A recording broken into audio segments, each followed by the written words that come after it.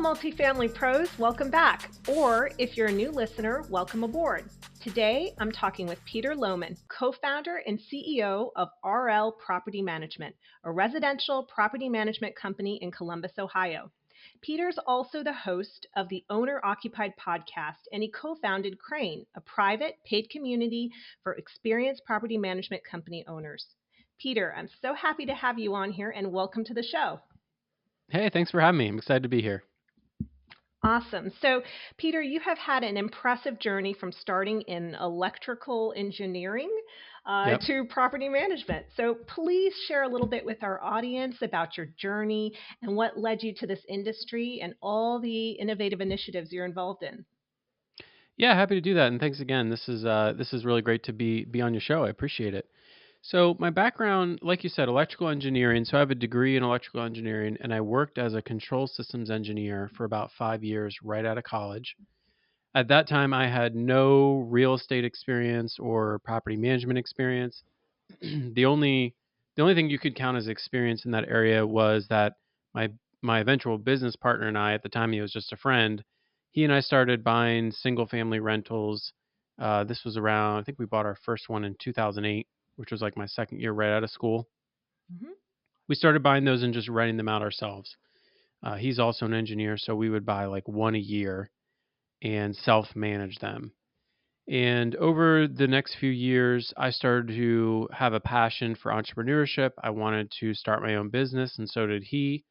And so we started looking around at what opportunities there were to start a company, and eventually decided there could be a great opportunity to start a property management business here in Columbus focused on single family residential and small multifamily. So in 2013, I took the leap. I quit my engineering job and I started RL Property Management. My co-founder, Adam Rich, stayed at his engineering job and worked nights and weekends on the business. And over that first year, we got our first handful of clients. We were able to get an office and really kind of got things moving. And so he was able to come on board after that first year. And I've been doing it ever since. So it's been 11 years now that we've been managing property professionally. We're up to about 650 units under management here in Central Ohio. And again, that's a mixture of single family and small multifamily. And in the last couple of years, I've started to get involved in a few other things. My business partner and I bought a small engineering firm that he now runs, and we bought some more real estate. I also started a podcast and a newsletter for residential property managers and property management business owners, and creating the private community that you mentioned. So that's kind of the short story. Awesome. Wow. Sounds like a very serendipitous career turn and that you're very much enjoying it. Yeah, absolutely. So let's dive straight into our topic today. Your blind application screening process is quite unique. So for our listeners, can you explain a little bit about what does this process entail and why you decided to implement it? What was that aha moment that convinced you this was the right direction to head? Yeah, so the whole idea, and I think why I became interested in this, is I'm a very data oriented person. Coming from my engineering background, I'm huge on systems and processes. And like I mentioned, when I started the company, I had no property management experience. I never worked in another real estate or property management office. I didn't. We have no family businesses or anything like that. So I when I started, I had no network, I had no experience, and I started just inventing everything from scratch. So when my partner and I started to get applications for our properties that we were managing, we immediately got to thinking, okay, what's the right process for handling a rental application? Mm-hmm. How do we collect this information? What information do we need? What do we not need? What should be the minimum requirements to live at a property that we manage? What should we charge for a deposit? When do we collect the deposit versus when is the lease signed? Like all of these little details, I really wanted to figure out the right thing to do, kind of from first principles, not just what other people had done, because I didn't know what other people had done. And then once I figured all that out, I wanted to put it into a process that would be run the same exact way every time. And that over time we could improve and streamline that process. And eventually this was kind of like a fantasy at the time. Maybe one day I could hand this off to somebody else and I wouldn't have to be the one doing it all the time. At the time, it seemed like this far away thing that could just only happen in my dreams. So that's sort of like how I first started thinking about this problem, is from a systems perspective. And of course, the outcome that you're trying to optimize for when you are screening tenants is a long, successful residency from a great resident, meaning they pay the rent on time in full every month, they don't damage the property, they don't bother the neighbors, and they hopefully stay there for 3, 4, 5 years, ideally, especially in single family. So everything, again, I'm coming at it from that lens of like, what's the outcome or the output that I'm trying to optimize for? That's my control systems engineering background. You're all about controlling the output. And so I started at the time reading and researching like, what are best practices for tenant screening? Like, what do we know about credit scores and the impact on residencies? What do we know about income? What do we know about rental history?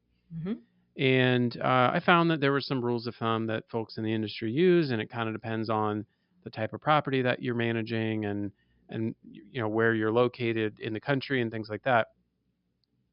And as I started to think about this, I realized that the way that most property managers handle this is there's some property manager that like posts the listing and then shows the unit to prospective tenants, receives the application, and then I think usually that same person will sort of do an initial pass and sort of give a recommendation on approve, deny, or conditional approval. That will then usually go to like a manager of some kind for like a final sign off. And as I was sort of maturing, I started the company, I was in my 20s. As I started to mature as an individual and become exposed to a broader array of society, of people of all different ages and incomes and different areas that they lived in, because we managed, at the time, we managed property anywhere and everywhere in Central Ohio. What I realized is that there were a lot of biases that could make their way into this process of tenant screening. There's a lot of different ways this can happen, some of which we don't have control over, like someone's credit score. I can't control what their credit score is, but there are factors that could affect that. What kind of job they're able to get, or the circumstances of like their previous residencies and things like that. But what I realized is what we could control is any internal or inherent unconscious bias that myself or my team may have when reviewing these applications. And that can sneak in. I've watched some really compelling sort of training videos on this, and I've dug into the research. And you would be depressed and amazed if you realized how powerful your sort of unconscious bias really is when you are meeting someone for the first time. How old they are, what they look like, the color of their skin, their accent, what car they drive, how they're dressed. Like, all these things can affect your perception of that individual, how likely they are to be successful, how likely they are to pay their bills. I mean, this is, of course, well documented going back many decades. Everything from like, when you're screening applicants for a job to when you're applying for a mortgage. Like, this is kind of a known thing. So that was sort of the approach that I was bringing to this problem, is like, I want to be a very systems oriented person. I want to deliver the best possible outcomes for my property owners, which is great residents who stay there a long time. And we've got this problem of bias that could cause us. So what does it really mean, this problem of bias? Well, there's two bad things that can happen here.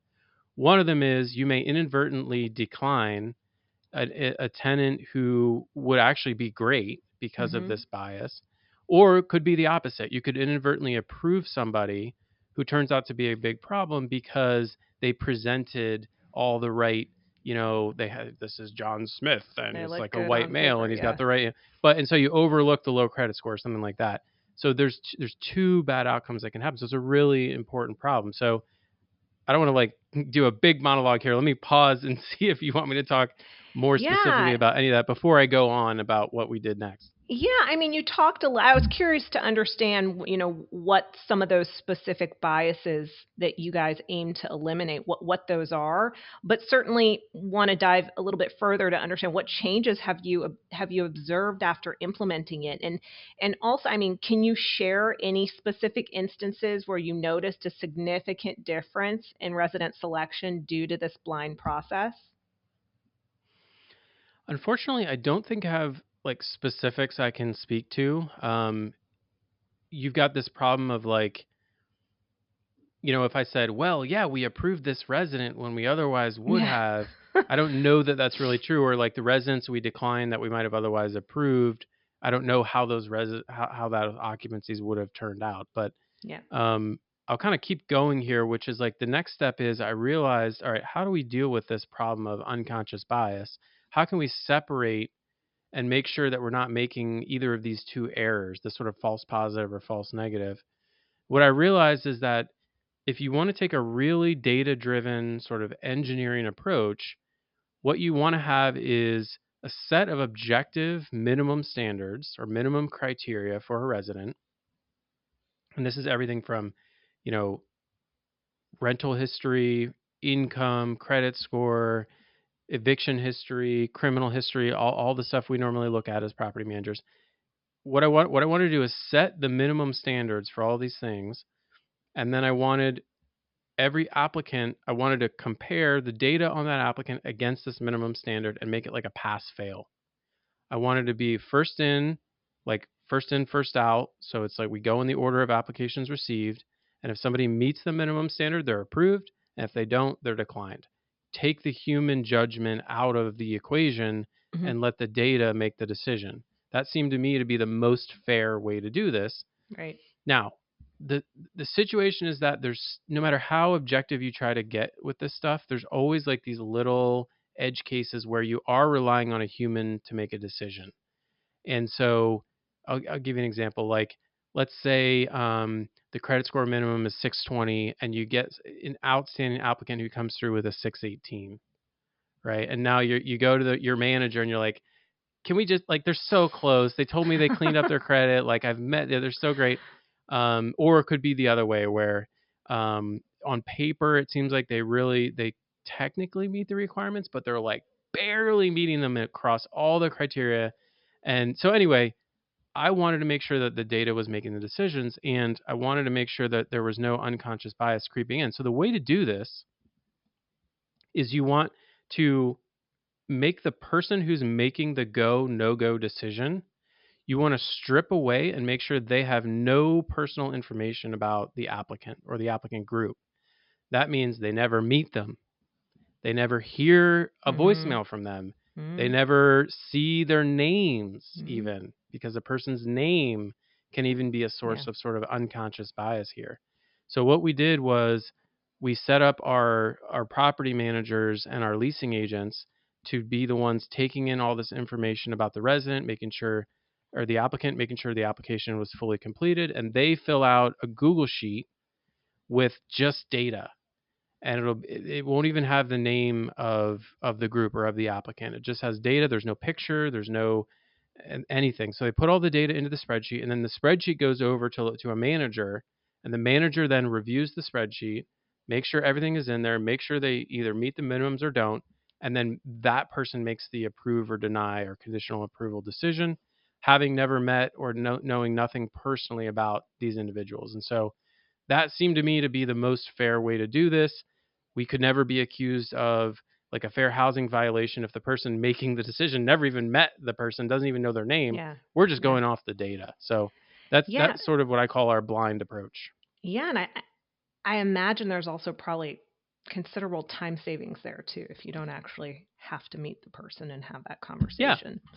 Um, and it's fine if you feel like you've touched on this enough, but I was just curious. I mean, you emphasize so much the importance of using data and analytics and setting criteria appropriately. It'd be great to hear some some insights on the data types that maybe you guys have found most valuable when evaluating applicants, and how those data points go into making final decisions. Can you share some of Yeah, that? absolutely. Yeah. Yep. So I've dug around and found several white papers on this topic of tenant screening and evictions and credit scores and like these factors. I've got a lot of opinions on this. The first thing is the data is really clear on this, and I know some people are going to want to fight me after I say this. Credit scores are highly predictive of resident outcomes. Mm. They just are. And you can look at I can send you, if you email me, I'll send you all the white papers I've read. um, the major credit bureaus have created custom credit scores. Most people don't know this, but you don't have one credit score. There's actually like 50 credit scoring models, and like your bank is going to use a One different for your credit scoring car, model one for your than your house. car, et Yeah. cetera, et cetera. And so here, us as professional property managers, the scoring models that we use from TransUnion and Equifax and all these groups, they are custom made for our industry, and they are more tailored to predicting rental outcomes than, Interesting. say, when you go to get a bank loan. Hmm. So these custom credit scores that we're using to make applicant decisions are very powerful, and they're very predictive. Does that mean that someone with a great credit score can never be evicted? Of course not. We're talking about statistics and like normal distribution probabilities here, and vice versa as well. There can be great applicants with a bad credit score who would be fine. But if you're trying to make decisions about thousands and thousands of applicants over multiple properties over many years, you need to be using credit score in that decision making process. Beyond credit score, I don't know what is predictive of resident outcomes because I've never seen any data on it. Mm. There's a lot of strong opinions on this matter about rental history, income, eviction history, criminal history. There's a lot of property managers with strong opinions on the ability of those things to predict resident outcomes, but those are anecdotal. I have not seen comprehensive studies using that data that tells me whether or not we should be using them when we're making decisions, nor telling me how strongly predictive they are relative to credit scores. And so, what do we do? Well, we do what everyone does, which is you just kind of go with what everyone seems to go with. Like, so for us, that means no evictions or eviction filings in the last 5 years. We look to see 3 times the rent and income, like a lot of the same things that a lot of property managers are using. The reason I know that this is kind of make believe is if you ask property managers, like if you ask 10 property managers, what's the minimum income to be approved for your property? Most of them are going to say like 3 times the rent in income, right? And it's like, oh, really? 3.0 times the rent? It's not 3.1. It's not 2.95. It just happens to be exactly 3.0. It's ridiculous, right? If this was actually being done scientifically, we would have some data that shows it should be 3.295 times, right? We would have had a more specific number, and instead we're just going like back of the envelope, just gut Yeah. feel. And I actually hate that. I wish we had more data and more studies here that we could use to make better decisions about applications because of those same 2 problems I mentioned earlier. Right now, today, across the country, at your company and everyone else's, we have great applicants who are getting denied, and we have bad applicants who are getting approved because we don't have more data on how to make these decisions. And that, to me, is really unfortunate. And I think, one of the benefits of having all these data points up front is down the line, they may help influence or inform how you build longer term relationships with those residents. And so I'm curious, do you have any examples of how a data driven decision up front has ultimately led to a successful resident onboarding or some experience later down the road? Man, yeah, the specifics are hard. For one, I've been out of the loop of this process for many years. I will say that since we implemented this process and we're big on tracking things like lease renewal rates and Hmm. eviction rates and things like that, I know that those data points have all improved. And so our property owners, they are the one, because we're a third party property manager, so we manage for a bunch of property owners. They are the ones that benefit from this sort of data driven approach in the Right. form of reduce turnover for one, Hmm. more frequent and consistent on-time rent payments, less damage and wear and tear on the property. So when I think about people who are specifically benefiting from this, it's not only the residents. who may have been turned away because of the way they look or the way they talk or their name from another rental agency, and they're getting approved. And that's, I mean, that nothing makes me feel better about what we do than that kind of example. But it's also the rental owner who now has a great resident in the property for 3 to 4 years, where otherwise it may have sit vacant for an extra 2 weeks. That's 2 weeks now that we could have had a break in. We could have had like a furnace failure here in Ohio when it's cold. Now you're talking about a burst pipe. So anything we can do to reduce those vacancies and give residents a fair shot. I mean, we're facing a housing crisis in America. To me, this seems like a great area where we could focus on. Is like, Right. let's give people who deserve it a better chance of getting a great home to live in, and let's make sure that folks who are going to tear up the property and not pay the rent, frankly, don't get approved. I don't want those people living in properties that I manage. Right. Let them figure it out, right? Exactly. And I mean, this all sounds, setting up this system, getting it going, getting that buy-in, it all sounds like quite the undertaking. And I'm curious, what challenges did you guys face in adopting this blind screening process, both logistically and culturally within your organization? Yeah, so logistically, it is a little bit more work because you have this sort of intermediate step of entering the data onto a spreadsheet.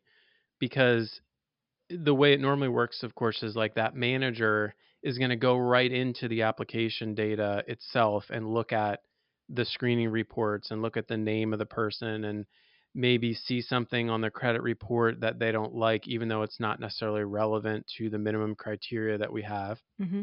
So there's this extra step of for every single applicant group who makes it through the process, the data has to be entered on a spreadsheet, then the manager reviews the spreadsheet.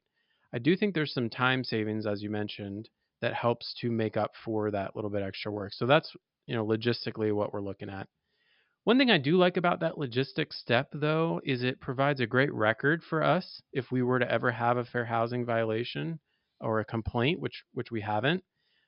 We could go back and say, look, hey, here's the sheet we used to make the decision. Here's the exact reason Yeah. why they weren't approved, rather than just like, oh yeah, I think Cindy looked at the file and she didn't like one of the eviction. Like, yeah, there's no like record of what actually happened. Um, and then culturally, I think at the time we rolled this out, the company was still pretty small, and so as sort of the owner founder, it was easy for me to just say, boom, this is what we're doing now. And at the time, I don't know that we encountered a lot of pushback, but as I've discussed this with other folks in our industry, and as we've brought other more experienced property managers onto our team since, Right. there's definitely an element of like, ooh, I don't know about that, Yeah. right? There's the feeling of like, I don't know about you, but I want to meet someone before I approve I'm them, and I want to shake uncomfortable their with hand and this. look them in the eye. Yeah, that's a powerful human um, instinct. It's a powerful drive to feel like I need to meet this person. I need to shake their hand and see what they look like, and see what I've even heard some property managers talk about, like, well, I like look in their car to see if their car's messy. That tells me if they're going to be a good resident or not. And that's nonsense. I mean, that's the old wives' tale type stuff. That's just not appropriate in a modern rental agency. I think. Um, and so overcoming some of the skepticism is going to be a big challenge if you're looking to roll this out at your company. But again, I just got to fall back on the data, and it's like we either have a belief that people should be given a chance to rent a home or an apartment, irrespective of some of these factors that are subject to unconscious bias, or we don't. And I think we do. So the only real way to do that is through some type of a process similar to what I've talked about. If there's another way, I'm all ears. But this is, I think, works for us. Yeah, and again, okay, if you don't have anything further to add here, but I actually had a question for you around this, like, um, component of human nature, this like discomfort with not knowing or Hmm. not having ultimate control, or being met with change and ultimately being skeptical or resistant to it. How have you overcome this, with those who are showing that discomfort? I think the first thing is you have to acknowledge what they're feeling. You can't dismiss it as stupid or archaic or inappropriate. I think it's very natural to have this desire of when you're making a big decision like this and it involves another human, you want to meet the human. So that I don't fault people for having that instinct. I totally empathize. This was hard for me at first too. Um, I think the way to talk about this is just um, so like the objections that come up. It's like, well, I really want to just meet the person. And what comes up for me when someone says that is, let's put you in a courtroom in front of a jury under cross-examination, and the opposing counsel is like, so let me get this straight. This person applied for your property on this date. Is that correct? Yes. And you received their application in full, and they paid the application fee in full. Is that correct? Yes. And you reviewed their application and it met all the minimum criteria to rent this apartment. Is that true? Yes. And then you decided you needed to meet them. Why is that? Oh, well, it's just like, what could you That's possibly an say? excellent Um, way to change yeah, their minds. The courtroom, the courtroom right. example, I think, will be highly effective. Yeah, it's like, why do you want to meet them? What are you going to find out that's not already captured in your criteria? It's just an opportunity for if you were to then decline them after they met all the criteria, but then you met them, like, what is Yeah. that telling? Yeah. Any person, any third party is going to look at that and be like, this doesn't look good. This does not look good. The optics are And so not good. the message here is like, help me save you from Yeah. making a horrible fair housing mistake. Let the company bear this risk. Let's take your personal decision making out of the loop here. That was really helpful. So going back to when you started to implement this, I'm curious, did you guys have specific metrics that you used to track the success of the screening process, or you pretty much trusted that this was the better way? Yeah, so for years and years, we had this massive spreadsheet where we recorded every single approved applicant, all the data about them, like their credit score and like all this stuff. And then again, this went many years. And then when they eventually moved out, we would record like the outcome, like, you know, uh, moved out, got full security deposit back, moved out, got partial security deposit back, moved out, got no security deposit back, or eviction or skip. I think it was like those were the different options that we were Hmm. tracking. And so we had this big spreadsheet, and like it was all this work to maintain it and then track the outcomes. And um, I had this vision that once we got like hundreds and hundreds of records in here, that we could then like do some data analysis on this and start to build our own model. Um, Unfortunately, there's some issues with that. One, we're not big enough to produce the quantity of data that would really be needed for like a rigorous analysis here. The other problem is um, we're not getting a true and complete picture because what we're not capturing data on is all the applicants that we didn't approve. Hmm. And so the real way to do this, if you truly wanted to like track and improve um, the criteria that you use to approve residents, the actual way to do this would be to just have everyone apply and then everyone's approved. Like there's no minimum, okay? And then so everyone's approved and you have to do this for like 5 years, Hmm. and then you track the outcomes, and then you would be able to tie the applicant data to the outcomes and build a new model. But my guess is most people aren't going to be up for that, I'm gonna including guess all of our that clients. too. Yeah. So, but that would actually be the purest way to capture this data, would just be like Got it. anyone who applies is approved, and then like we capture the data on the back end and see what happens. And like, So who knows? purely Maybe it for turns out that like, experimental yeah, reasons. I think it would be really interesting, right? Maybe it turns out that like eviction history has no relevance at all to outcomes, or maybe it turns out that like criminal history is like positively correlated with great rental outcomes, or like who knows? It could be like really weird findings Interesting. from that. But yeah, I don't think that's going to be happening anytime soon. So you talked a little bit about like the legal benefits of implementing something like this. I'm curious, are there legal or ethical considerations that property managers should consider when implementing the blind screening process? I mean, ethically, I think it's the best thing you could possibly do. I mean, I sleep great at night knowing that the folks making decisions are just making a data-driven decision.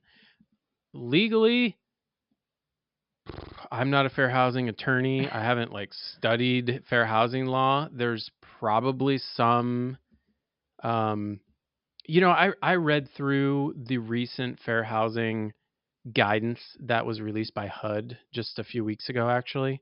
Hmm. I don't know if you've looked at that document, but it has a lot of wacky things that it says and basically, if you read it, you get the sense that HUD wants you to be making a case by case decision on whether or not you approve applicants or not. Pretty much like the opposite of Right. what I think is fair. And they say in the document they say some crazy things like, if the applicant has an eviction on their record, but the eviction was due to a job loss, that is an unusual circumstance that should not be counted against them when applying for rental housing. It's like, what are you talking Okay. about? That is completely ridiculous. So, you know, I don't know. I guess if I were to go talk to the lawyers at HUD, they would probably say that this is too objective and does not allow for like individual case by case leniency. The problem I have with that is how do you decide how do you decide who should be getting leniency and why? Now Hmm. all of a sudden you're opening yourself back up to this Exactly. bias problem. Is like, well, I'm giving, let's say you did that. Let's say you started, okay, well, we're going to do this blind thing, but then we're also going to go case by case. 10 years later, HUD takes a look at your like record and they're Hmm. like, well, it turns out, Mr. Property Manager, that you were lenient with white applicants twice as often as you were with black applicants. So we're finding you in violation of fair housing law. It's like you were the ones that told me to go case by case. I was, it's just it's Yeah. crazy. It's crazy. As Interesting. property managers, it's really unfair the position that we're put in with this guidance. Uh, so talk to your own lawyer before you roll out a policy like this. I'm just sharing what's been working for us, I guess. Well, thank you for sharing it. I had not seen that report or known that. That's really interesting to know. And I'm betting there are some property managers listening to this who might actually want to consider implementing a blind process like this at their properties. And I'm curious, what should they consider before making the shift to a more data-driven, unbiased screening process like this? Any other considerations other than obviously this HUD piece? Yeah. Well, I just think you got to, you'll need to speak to everyone at your company or at your property and let them know sort of what's going to be happening and why. Especially ownership. Like if you're in third party management, sharing this somehow with the owners of those properties or the owner of the building that you're managing, just so everyone is up to speed on what's going on. Because I do think this is a little outside the norm.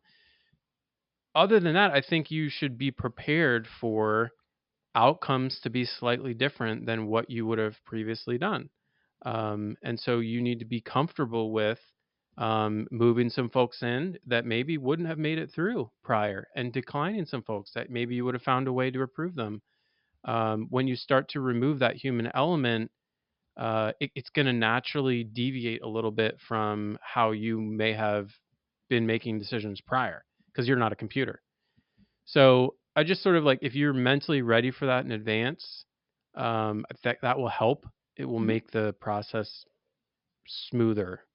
And the other thing I'll say is, you know, the first time that someone moves in that you may not have otherwise approved, uh, you can't like draw all your conclusions off that one applicant, right, or that one lease. So you need to let the system work for a couple years or over a few hundred leases Mhm. before you can really draw conclusions, I think. Right. Great point. So this blind application process, obviously a small but critical step in the resident journey. I'm curious, looking ahead more broadly, is there any innovation or trend that you are keeping your eye on to continue improving your property management practices? Yeah, I mean, I'm always looking ahead toward what's coming down the road. I think the natural thing that comes up here as what could be down the road for this part of our industry is AI. Yes. And I know that again, part of that HUD guidance was basically like we don't want AI making decisions about occupancies, about approving or declining residents. And they go out of their way to specify that the model that's making decisions needs to be understandable. So if the model declines or approves somebody, like some sophisticated AI model, Hmm. you as the property manager or you as the service that provides this need to be able to explain the factors that went into that decision. So kind of like credit score, where if you get declined for like a loan, you get something in the mail saying these are the factors that went into it. I think something like that. So I actually think AI is would be really it would be very powerful to apply AI to this domain space. Like I was talking about earlier, this problem of we don't have good data on what leads to great resident outcomes or poor resident outcomes. This is like what AI was made for, right? Just dump all this data on an AI and let it run some analysis. Unfortunately, I don't think that will be happening due to HUD guidance. And also, if you put yourself in the resident's shoes, it would seem a little bit unfair if you get denied for housing and you ask why and they say, I couldn't tell you. The AI model said no. It's like that doesn't feel great. So I hear that. And that probably is the right move, is to keep this a little more tethered to factors that we can explain and control.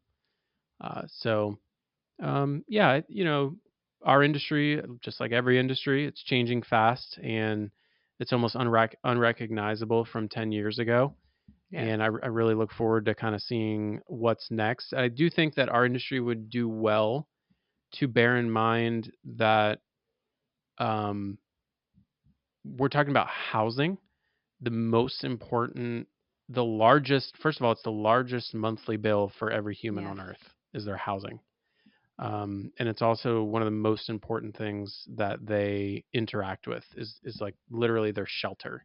Yes. And so when we're talking about the housing crisis and tenant screening, these are areas that our industry has the opportunity to come out ahead of and be a leader and a pioneer in taking like a humane approach to the technology that we're using and to the problems that we're solving.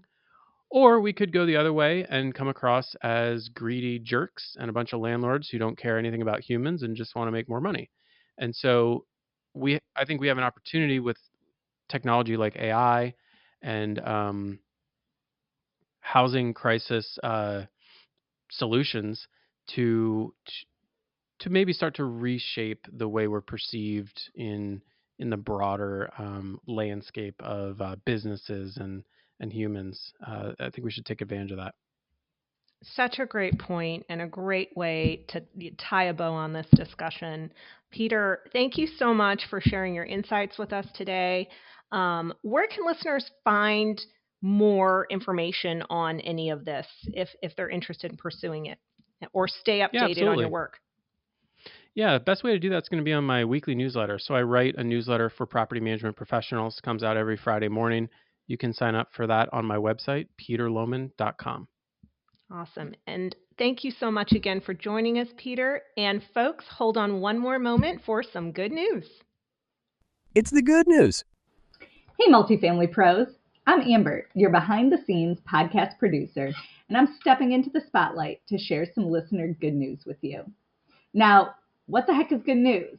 Well, it can be anything: a successful work initiative, a fantastic resident review, shout out a work colleague, a friend. Heck, go and shout out yourself. Love self-promotion.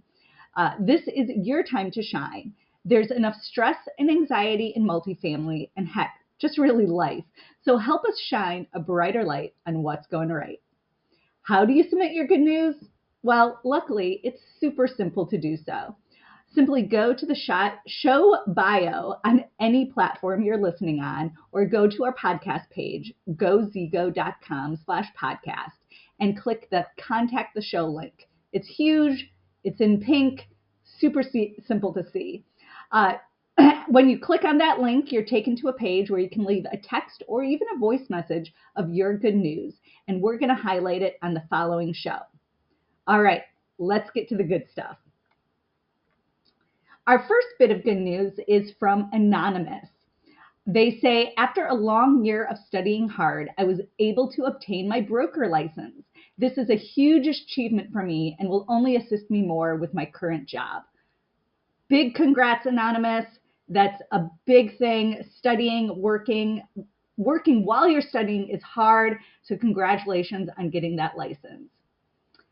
From another Anonymous is, this is super fun, becoming a dungeon master. Woo woo! For those of you who might not be into the geeky gaming area, that is from Dungeons and Dragons. So congrats, Anonymous. Love to hear it. And, go whip those people into shape. Our next good news is from Shivani S. Shivani says, the best thing that's happened to me this year is meeting and making new friends who became a huge part of my life and journey. I love when I'm having a hard time, my friends are there to help me get through life. It's nice to know that there's still good people around who are willing to do anything for me.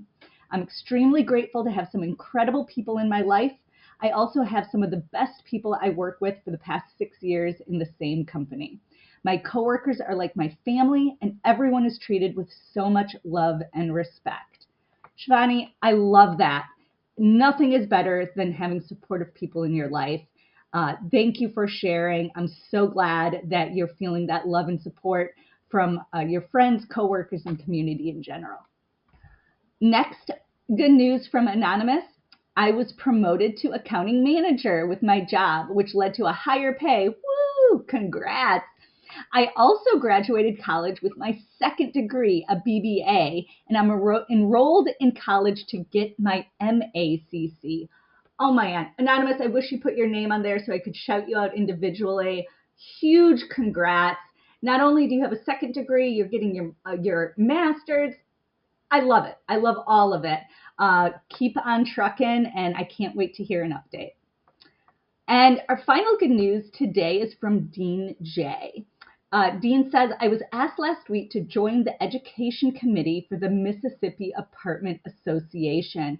Huge congrats, Dean. I love hearing people get involved at the local level. I know your fellow committee members and fellow property management professionals in Mississippi are going to be lucky to have you on board. All right, folks. That's the end for today's good news. Thank you to everyone who has written in, and I can't wait to hear what our listeners have to say next week. Make sure you write in. Talk to you later. Don't miss an episode. Subscribe now to the Resident Experience podcast on your favorite platforms like Apple, Spotify, and Stitcher. You can always access episodes, including guest details and transcripts, on Zego's website, gozego.com. To connect with us directly, make sure you follow @go_Zego on Facebook, LinkedIn, Twitter, and Instagram. Until next time, open the door to giving residents more.